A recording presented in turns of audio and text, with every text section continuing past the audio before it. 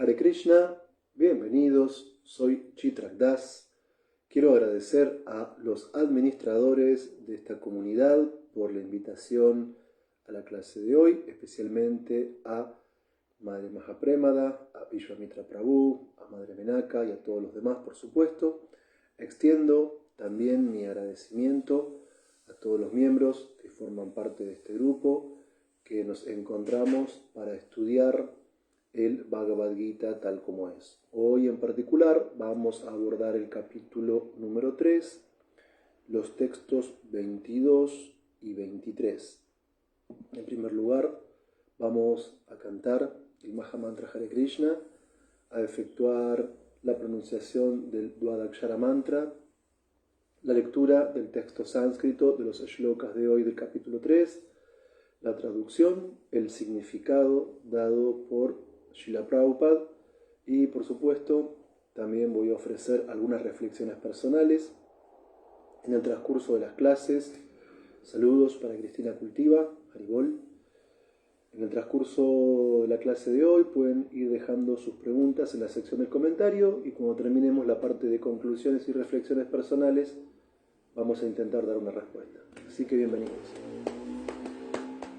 Namo Vishnu Padaya Krishna Prestaya Bhutale Srimate Bhakti Vedanta Swami Niti Namine Namaste Saraswati Deve Oravani Pracharine Nirvishesha Sunyavadi Paschatya Deshatarine Jaya Sri Krishna Chaitanya Prabhu Nityananda Shri Advaita Gadadhar Shrivasadi Gaura Bhaktavrindam Jaya Sri Krishna Chaitanya Prabhu Nityananda Shri Advaita Gadadhara Shrivasadi Gaura Bhaktavrindam Jaya Sri Krishna Chaitanya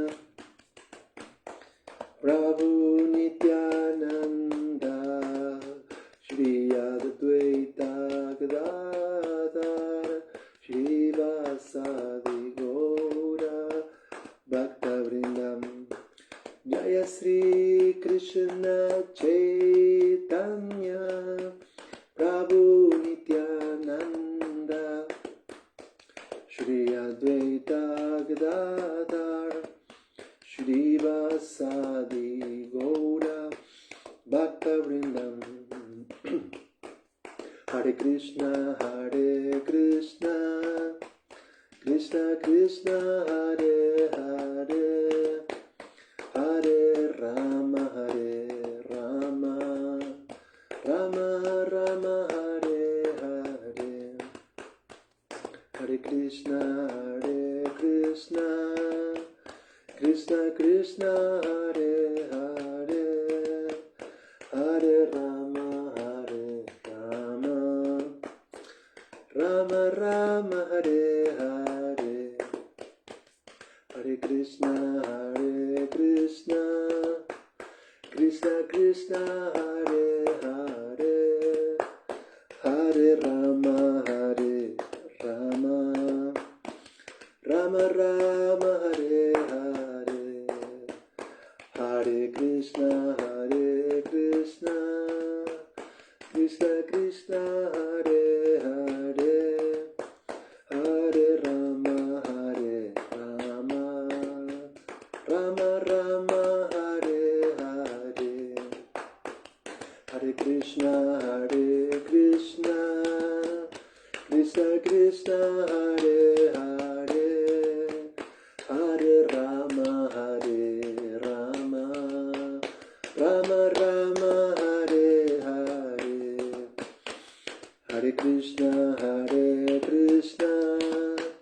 Krishna Krishna, Hare Hare.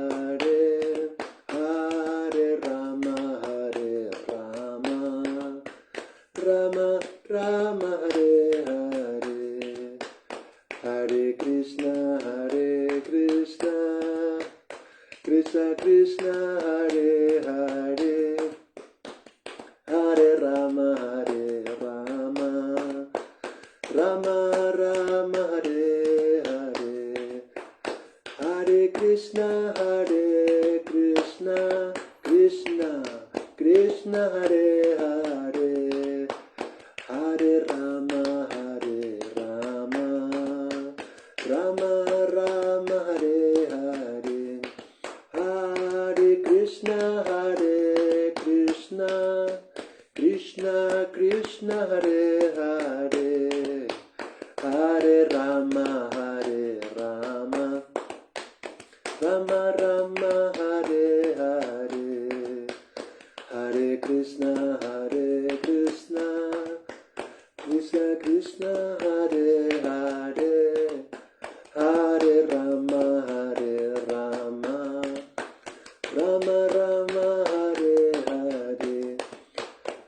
Hare Krishna Krishna Krishna Hare Hare, Hare Rama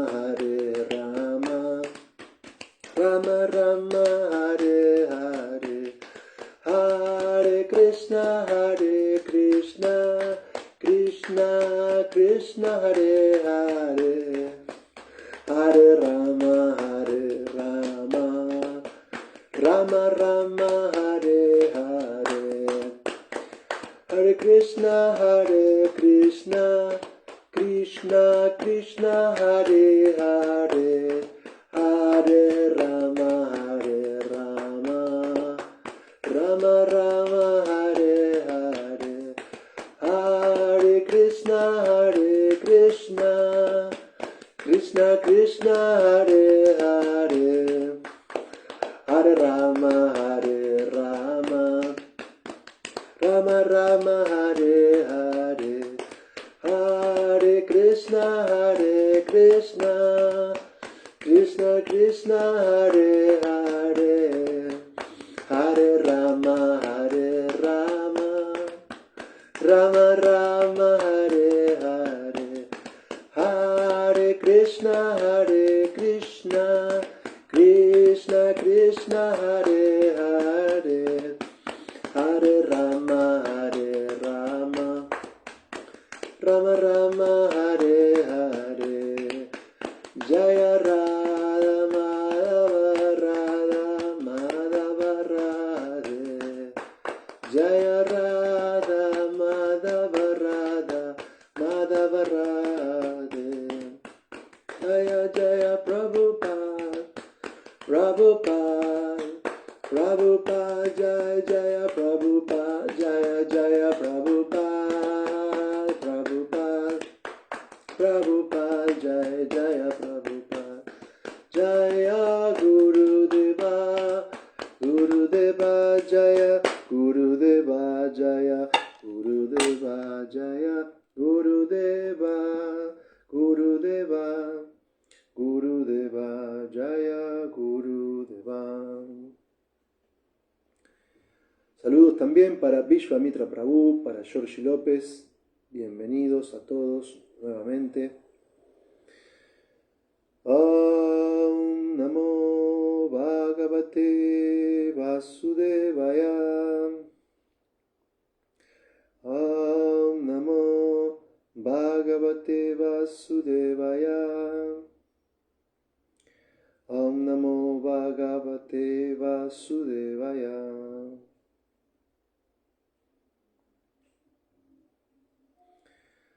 A continuación voy a leer Bhagavad Gita capítulo 3, texto 22 y también el 23.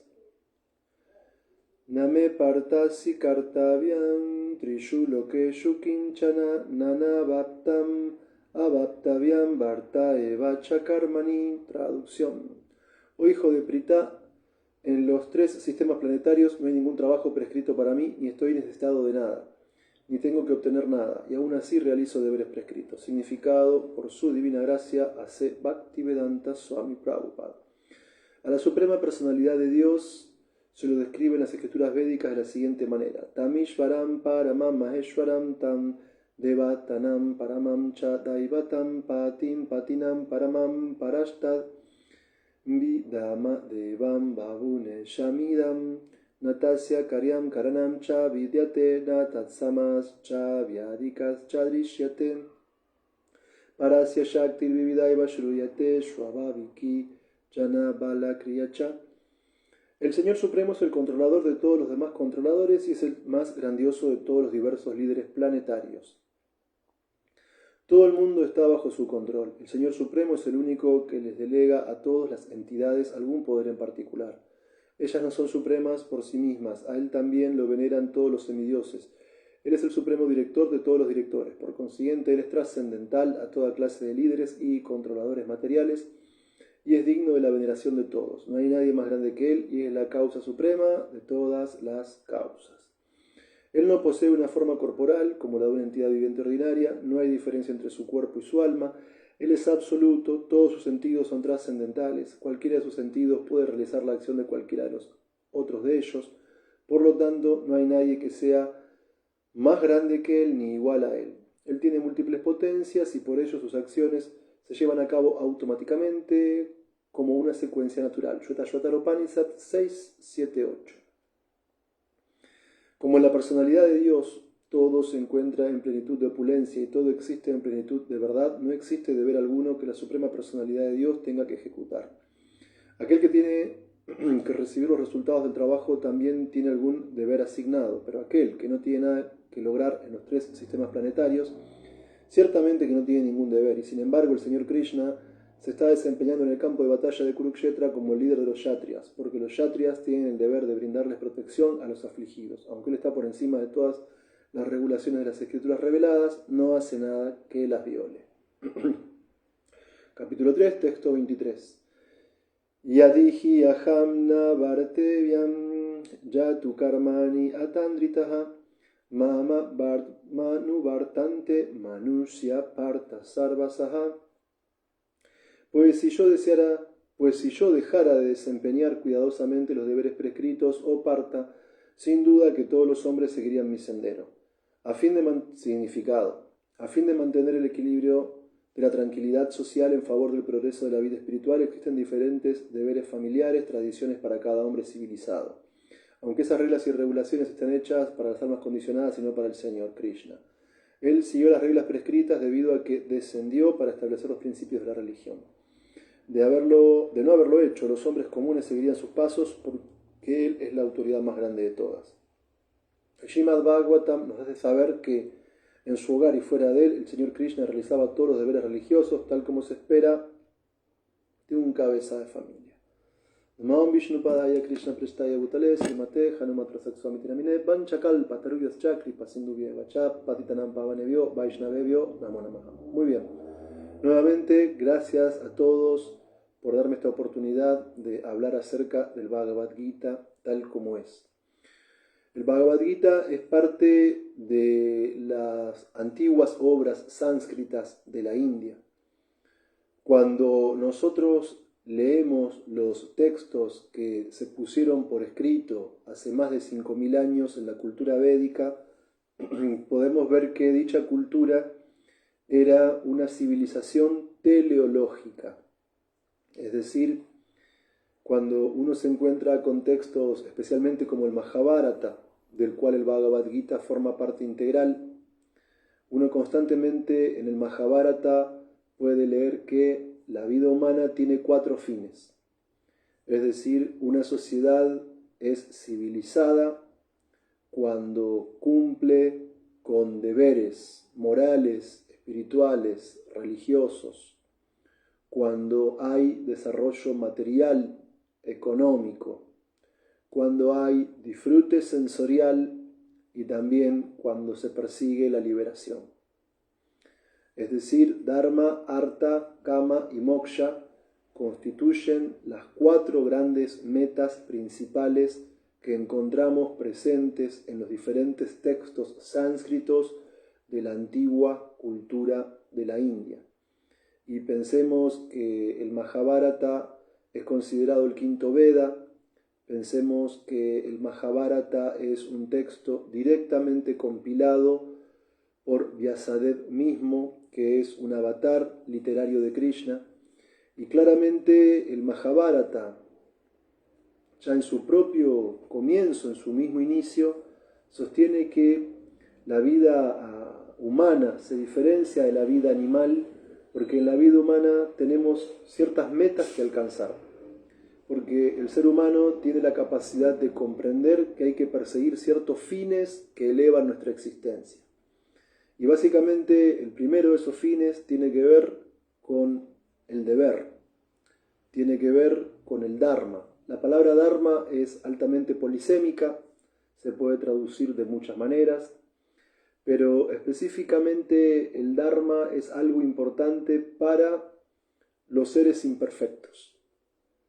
Es decir, nosotros en el mundo material somos hombres y mujeres duales, porque tenemos una identidad relativa y una identidad absoluta. Nuestra identidad relativa tiene que ver con lo que somos, pero atravesados por el tiempo, tal como lo experimentamos en el mundo material en forma de presente, pasado y futuro.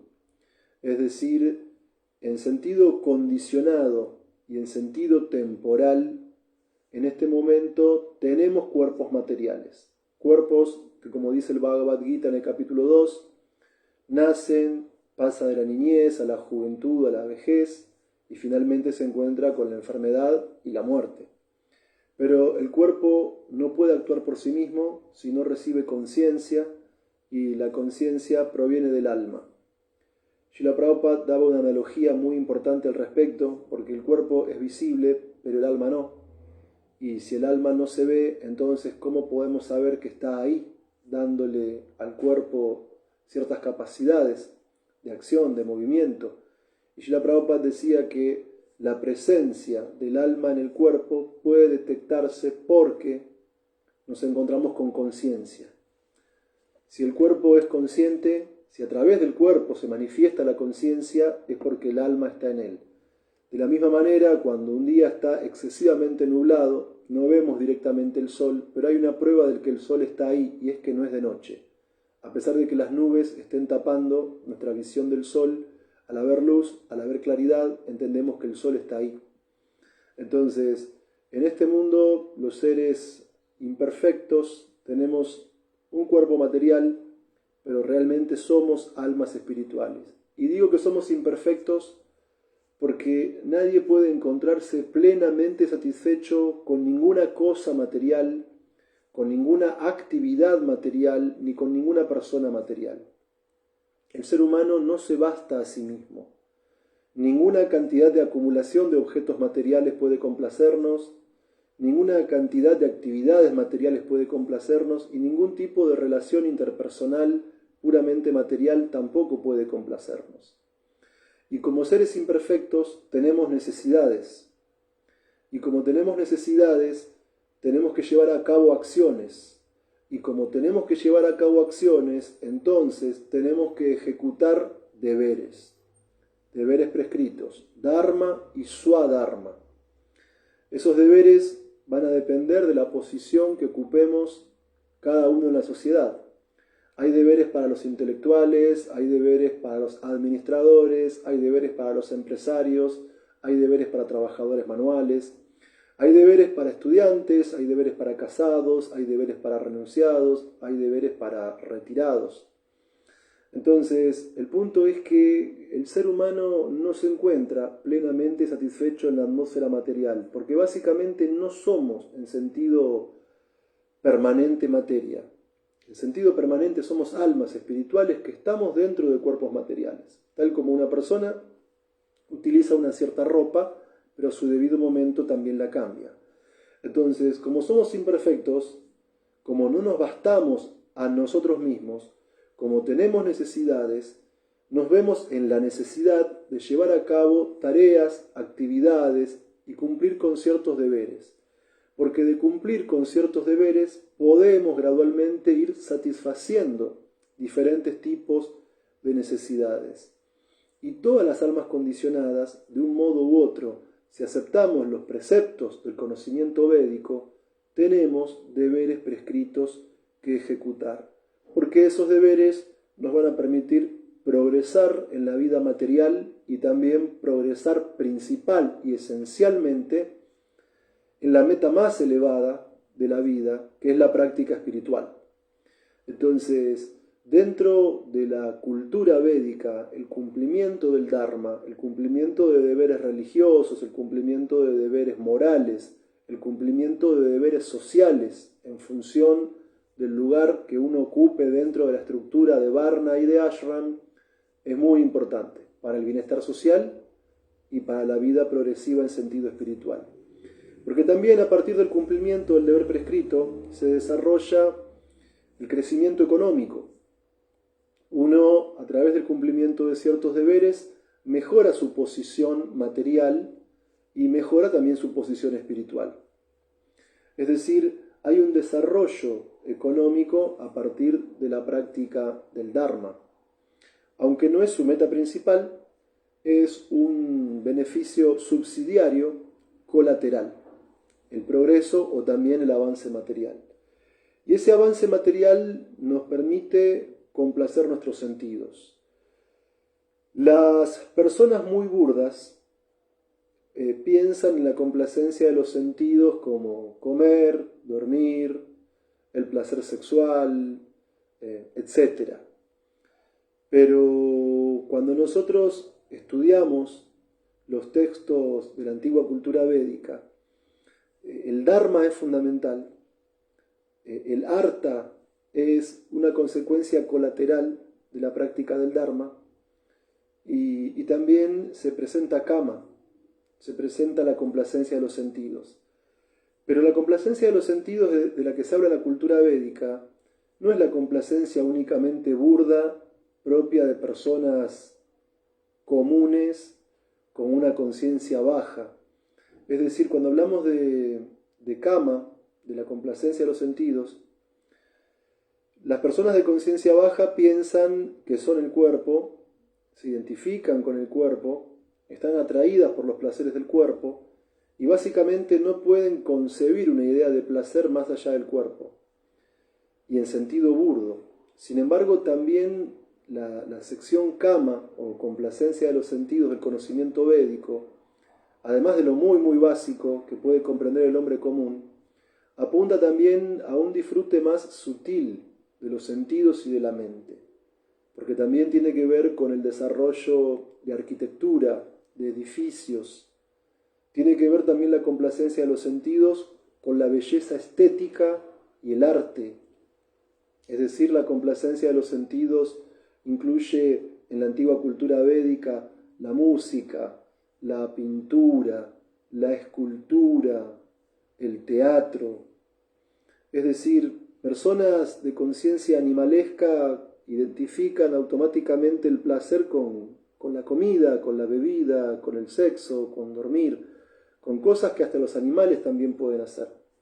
Pero personas más avanzadas, que comprenden el Dharma, que inician el camino de Artha y que llegan al plano de Moksha apoyándose en el conocimiento védico, encuentran formas de placeres mucho más sutiles y mucho más refinados, que no dejan de ser materiales.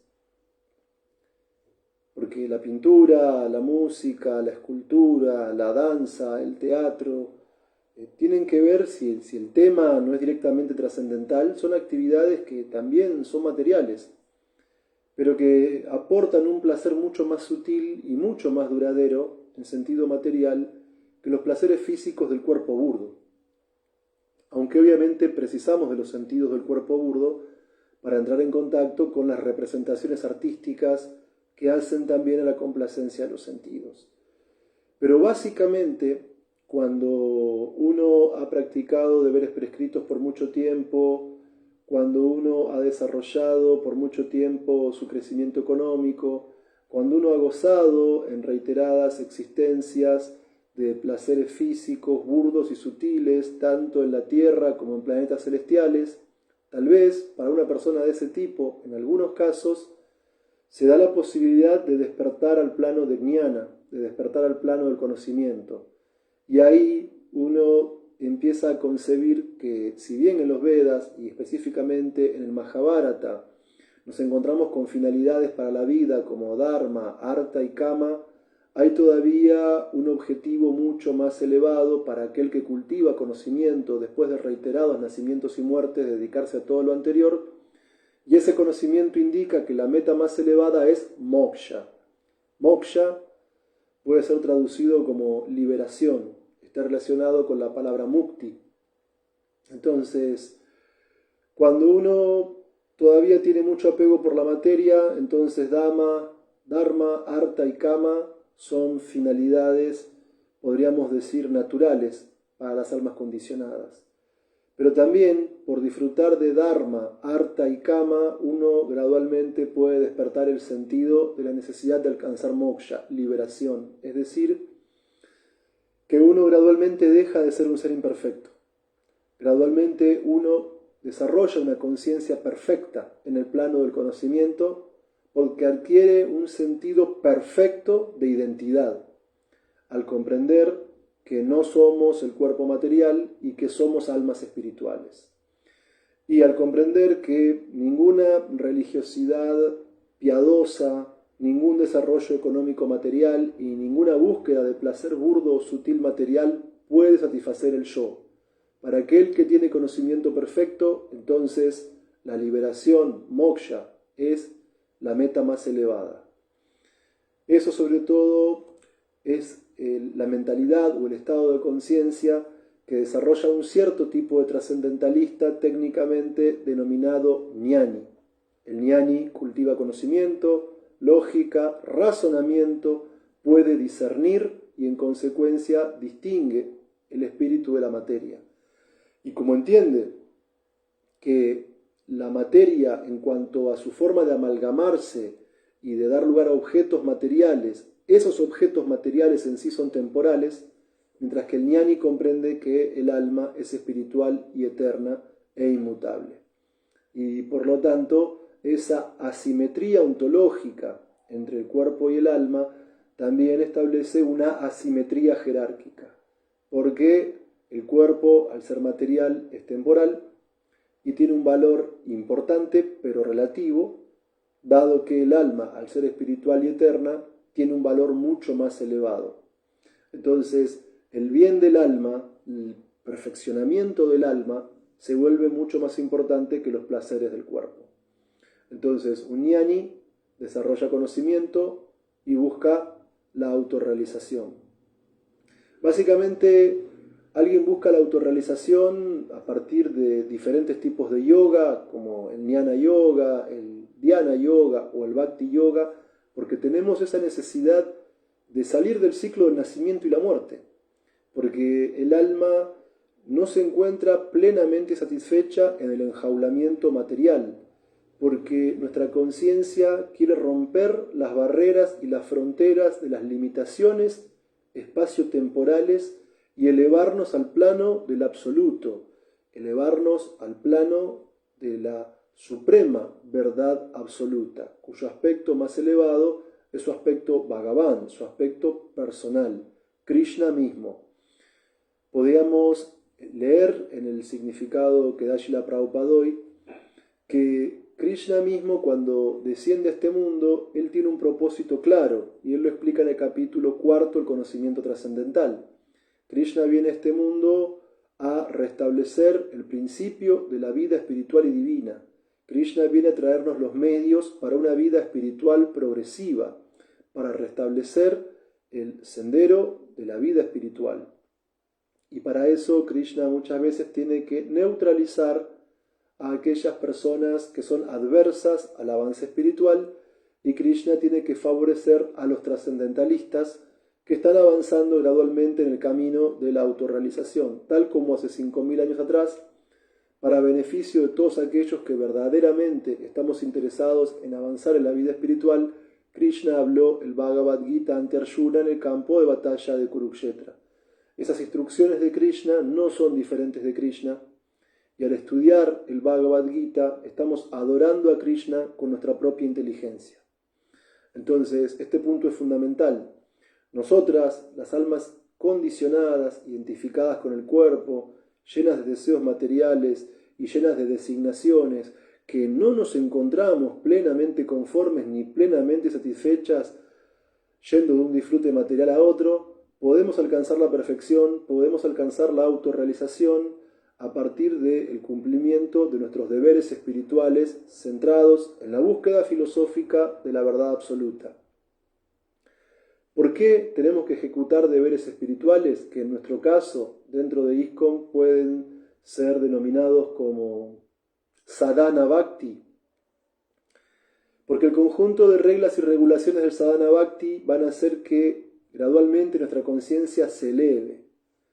Porque el proceso del sadhana bhakti va a hacer que saquemos nuestro deseo y nuestro interés de la materia y lo elevemos al plano espiritual. Porque el proceso de las reglas y regulaciones, de los deberes del sadhana bhakti, de los yamas y niyamas del sadhana bhakti, van a permitir que en nosotros gradualmente se despierte el estado natural y eterno de amor por Krishna. Entonces, como personas que estamos identificadas con el cuerpo y absortos en el plano material, tenemos que ejecutar deberes. Tenemos que ejecutar deberes de Bhakti Yoga, tenemos que ejecutar deberes de sadhana, tenemos que seguir ciertos principios regulativos, tenemos que practicar los diferentes procesos del Bhakti, como oír acerca de Krishna, cantar el Mahamantra Hare Krishna, recordar los pasatiempos de Krishna, etc.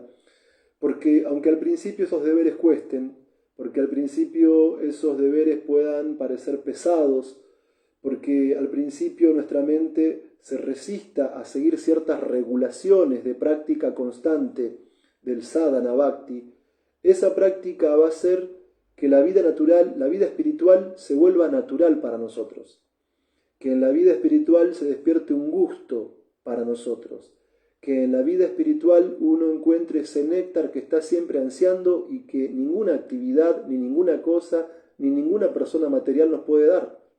Entonces, la práctica de deberes en el plano del Bhakti Yoga, la práctica de deberes dentro del Sadhana Bhakti, como levantarnos en Brahma Muhurta, ofrecer oraciones a la asociación discipular y a Krishna, cantar las 16 rondas del Mahamantra Hare Krishna y todos los principios regulativos involucrados en la práctica del sadhana, hace que la vida espiritual tenga vida, hace que en la vida espiritual gradualmente se despierte un gusto superior, hace que gradualmente uno se encuentre totalmente complacido en el restablecimiento de la relación con Krishna.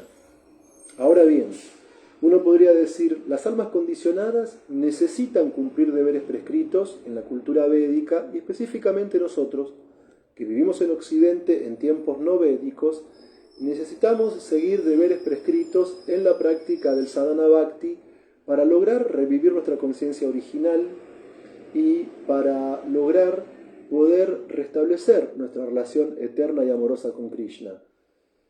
Entonces, ¿por qué cuando Krishna viene a este mundo, él también cumple con deberes?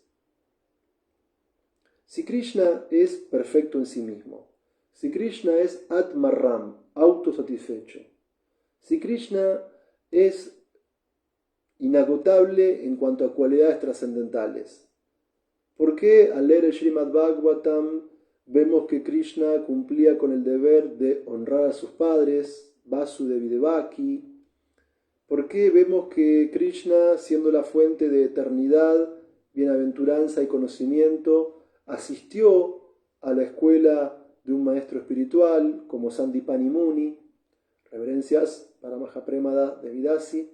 ¿Por qué Krishna, además de honrar y venerar a sus padres, ofrecerles reverencias, por qué Krishna, siendo la fuente de todo conocimiento, asiste al ashram de Sandipani Muni para estudiar? ¿Por qué vemos al leer el Bhagavatam que muchas veces Krishna participaba de las ceremonias rituales de la antigua cultura védica, participando de la ofrenda de sacrificios?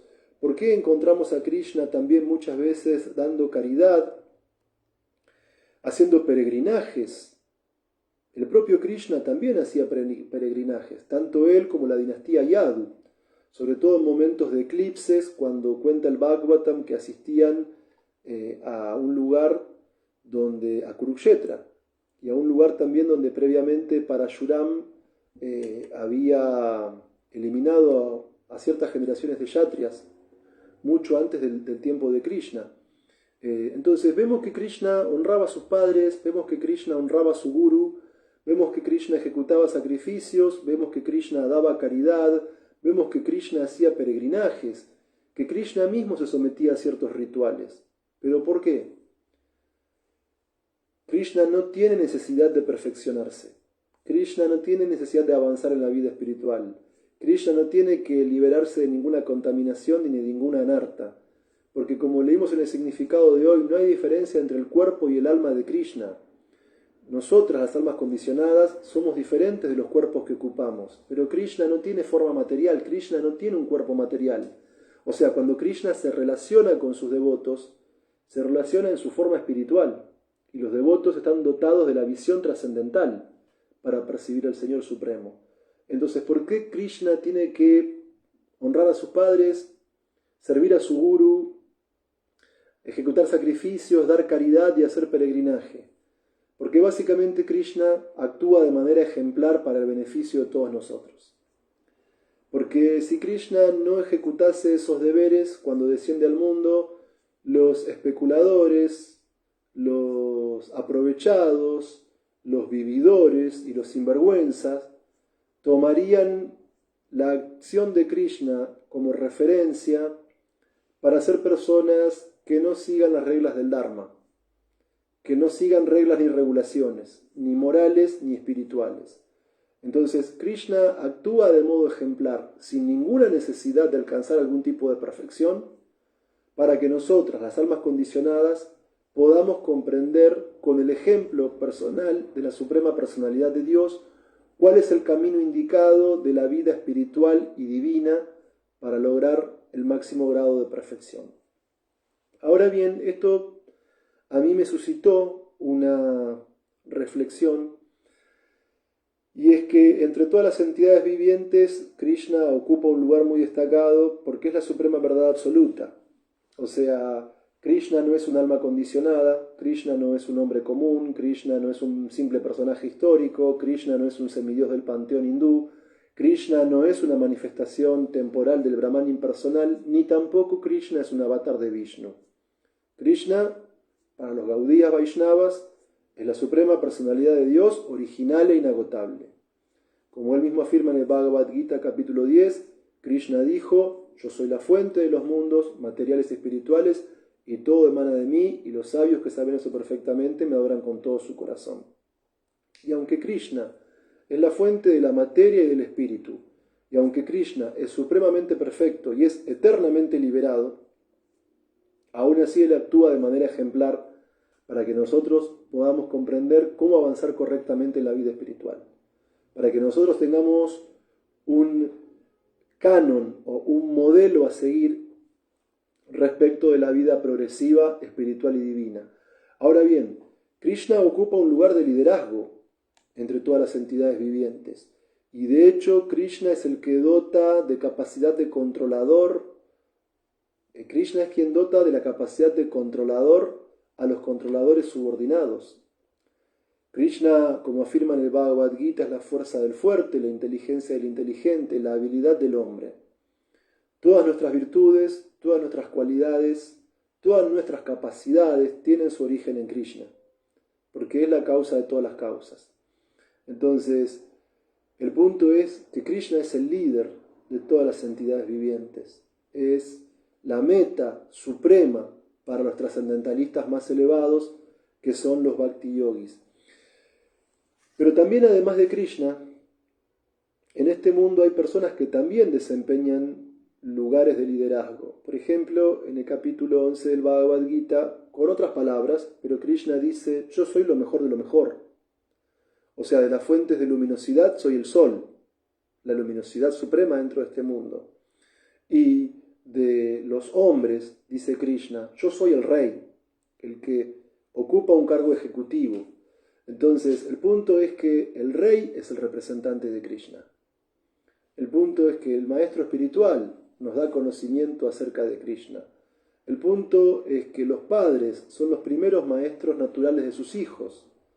Entonces, así como Krishna ejecuta deberes para que todos los demás podamos comprender el sendero del Dharma.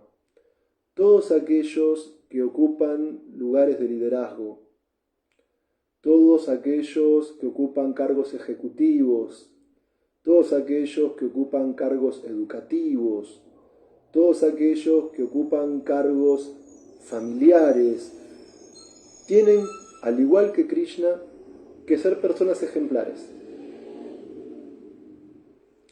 Tienen que enseñar con el propio ejemplo. Cuando era adolescente, muchos años de mi vida fui scout, y específicamente cuando estaba en la tropa, era guía de patrulla, y en cuanto a la didáctica, en cuanto a la enseñanza, un guía siempre educa a sus scouts subordinados mediante el ejemplo. Un guía no puede pedirle a sus scouts que recojan leña o que prendan un fuego o que levanten una carpa o que sean ordenados dentro de una carpa si el propio líder, si el propio guía no lo es. Entonces, todos aquellos que de un modo u otro ocupamos cargos de responsabilidad, todos aquellos que de un modo u otro ocupamos cargos de liderazgo, en la medida de nuestras posibilidades, tenemos que ser ejemplares. Porque no enseñamos solamente con lo que decimos, enseñamos también con lo que hacemos. Entonces, yo como alma condicionada tengo muchos defectos y sé que tengo muchas imperfecciones. Pero eso no quita intentar dar lo mejor de mí en cada actividad que desempeño. Porque uno ejecuta deberes para el placer de la suprema personalidad de Dios, pero también uno ejecuta deberes para educar a los demás. Entonces, si una simple persona común, dentro de su familia, dentro de su trabajo, dentro de las actividades que desempeña, tiene que ser ejemplar, ¿cuánto más ejemplar no tiene que ser el presidente de un país? ¿Cuánto más ejemplar tiene que ser el presidente de un templo? ¿Cuánto más ejemplar tiene que ser un profesor que educa a estudiantes o un padre que guía a sus hijos? Entonces tenemos que aprender de esta actitud que asume Krishna, que siendo perfecto en sí mismo, que siendo completo en sí mismo y sin tener ningún tipo de meta material que alcanzar, él aún así cumple deberes prescritos para darnos el ejemplo y para enseñarnos cómo transitar por el camino de la vida espiritual y divina. Hare Krishna, muchas gracias, todas las glorias a Srila Prabhupada y a los devotos reunidos. Aum Tat Sat. Bueno, quisiera saber si hay preguntas, comentarios, críticas. Bien. Acá estoy chequeando la pantalla, no encuentro nada de eso. Así que nuevamente, gracias a los administradores de esta comunidad por darme el lugar a hablar acerca del Bhagavad Gita. Gracias también a todos los miembros de la comunidad por estar presentes. Muchas gracias a todos. Hare Krishna.